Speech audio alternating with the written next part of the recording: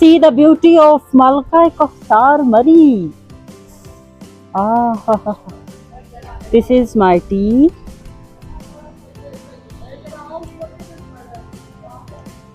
ज़रूर विज़िट करें अगर आप लोगों के पास टाइम हो तो।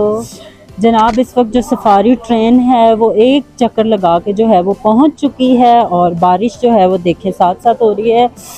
मौसम इज़ वेरी कोल्ड। अब मेरे पास टाइम होता तो मैं ज़रूर इसमें सफ़र करती, लेकिन मैं तो ज़रा ऑफिशियल काम के सिलसिले में आई थी और वो हो चुका है। और अब I am going to back my beloved Islamabad city.